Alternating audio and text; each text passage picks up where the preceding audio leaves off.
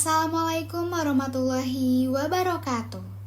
Halo generasi pendidik masa depan, selamat datang di video pembelajaran fungsi guru dalam pengelolaan kelas kelompok 11. Pada video ini, kami akan membahas mengenai fungsi guru dalam pengelolaan kelas, termasuk peran guru, pentingnya manajemen kelas, serta tantangan pembelajaran. Yuk simak videonya. Sebelum masuk ke materi, izinkan kami untuk memperkenalkan diri terlebih dahulu. Perkenalkan, nama saya Fitria Hairani dengan NIM 2405081 dan rekan saya. Perkenalkan, nama saya Pina Fatmawati dengan NIM 2408586. Perkenalkan, nama saya Ardifa Isna Syafika dengan NIM 2405407. Saya Syifa Azmi Fauzia dengan NIM 2409468. Apa itu pengelolaan kelas? Pengelolaan kelas merupakan aspek penting dalam menciptakan suasana belajar yang tertib, nyaman, dan kondusif. Guru memiliki peran sentral sebagai pengarah, pengatur dinamika kelas, dan pembangun iklim positif. Tanpa manajemen efektif, pembelajaran sering terganggu oleh perilaku tidak teratur, kurang fokus, serta rendahnya partisipasi. Selanjutnya adalah mengapa pengelolaan kelas itu penting. Yang pertama, menjamin proses pembelajaran berjalan efektif, efisien, dan terarah. Dengan pengelolaan kelas yang baik, guru dapat mengatur waktu, aktivitas, dan alur pembelajaran, sehingga proses belajar berjalan lebih fokus dan tujuan pembelajaran dapat dicapai tanpa banyak hambatan. Yang kedua, menciptakan lingkungan yang aman secara fisik dan emosional. Pengelolaan kelas membantu membangun suasana yang nyaman dan aman bagi siswa, baik dari segi fisik maupun emosional. Ketika siswa merasa tenang dan tidak tertekan, mereka lebih siap dan terbuka untuk menerima pembelajaran. Yang ketiga, menumbuhkan motivasi dan keterlibatan aktif siswa. Kelas yang tertata rapi dan kondusif dapat meningkatkan semangat belajar siswa. Mereka menjadi lebih fokus, lebih antusias, dan lebih berani berpartisipasi dalam kegiatan pembelajaran. Dan yang terakhir adalah mengurangi potensi konflik, gangguan, dan perilaku tidak disiplin. Aturan kelas yang jelas dan konsisten membuat siswa memahami batasan perilaku. Dengan begitu, gangguan, konflik, maupun tindakan tidak disiplin dapat diminimalkan sehingga proses belajar tetap berjalan lancar.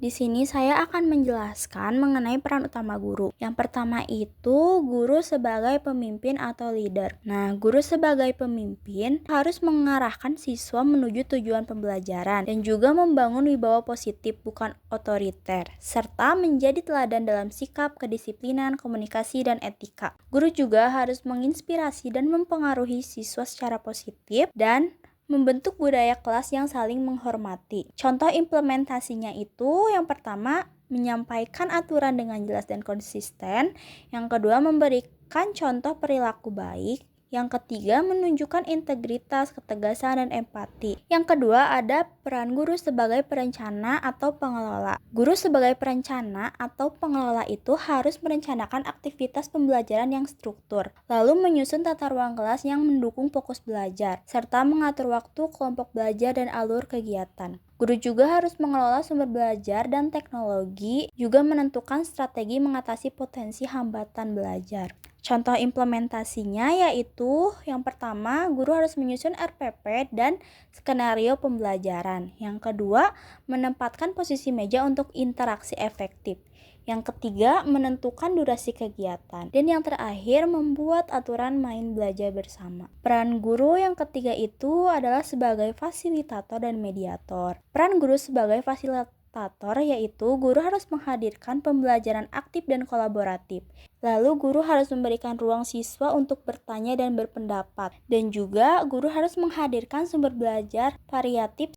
Adapun peran guru sebagai mediator yaitu menjembatani perbedaan pendapat, mengarahkan komunikasi sehat antar siswa, dan menghubungkan siswa dengan sumber belajar. Contoh implementasinya yaitu guru menggunakan metode diskusi, permainan, dan eksperimen. Guru juga mendorong siswa untuk menyelesaikan masalah secara mandiri, serta memastikan setiap siswa mendapat kesempatan berbicara yang sama. Yang keempat adalah guru sebagai pengendali disiplin dan konflik. Nah, guru sebagai pengendali disiplin itu harus menjaga ketertiban tanpa intimidasi, lalu menggunakan penguatan positif. Guru juga harus membuat aturan yang jelas, konsisten, dan adil. Harus mengidentifikasi sumber konflik. Yang kedua, harus menyelesaikan konflik dengan pendekatan humanis. Dan yang terakhir, membantu siswa mengembangkan keterampilan sosial. Contoh implementasinya yaitu yang pertama, memberi pujian atau penghargaan untuk perilaku baik. Yang kedua, menggunakan konsekuensi logis, bukan hukuman emosional.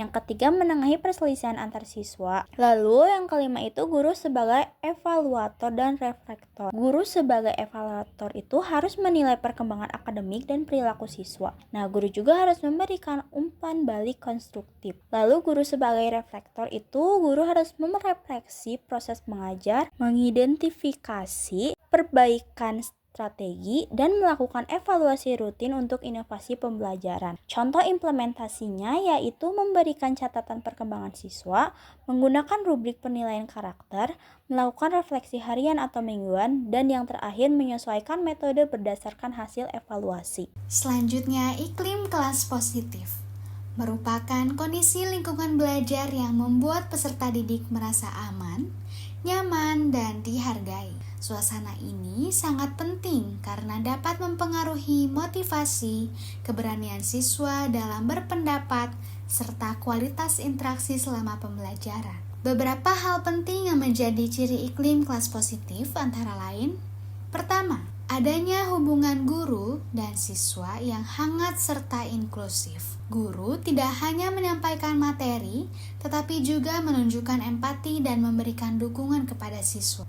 Kedua, terciptanya komunikasi yang saling menghormati. Setiap siswa memiliki kesempatan yang sama untuk berbicara dan memberikan pendapat tanpa takut dikritik secara negatif. Ketiga, kelas menjadi ruang aman secara psikologis. Kesalahan tidak dianggap sebagai sesuatu yang memalukan, tetapi dipandang sebagai bagian dari proses belajar.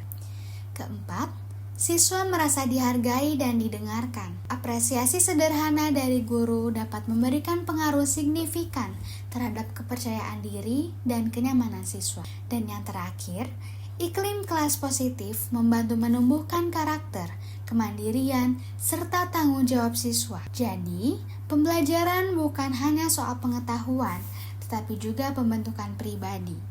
Membangun iklim kelas yang positif adalah proses yang dilakukan secara konsisten dan menjadi salah satu peran penting yang harus dijalankan oleh guru. Selanjutnya itu ada tantangan dan adaptasi guru di era modern. Yang pertama itu ada dinamika kelas yang semakin kompleks. Kedua, integrasi teknologi dalam pembelajaran. Ketiga, kebutuhan adaptasi terhadap gaya belajar beragam. Keempat, kelas yang inklusif dan ramah perbedaan. Dan yang terakhir itu, guru wajib terus belajar dan mengembangkan kompetensinya. Jadi, kesimpulannya adalah guru bukan hanya pengajar, tetapi manajer kelas. Peran guru mencakup kepemimpinan, perencanaan, fasilitasi, disiplin, dan evaluasi. Pengelolaan kelas yang baik menghasilkan pembelajaran yang bermakna, aktif, dan berkarakter. Guru adalah agen perubahan yang memengaruhi perkembangan intelektual dan emosional siswa.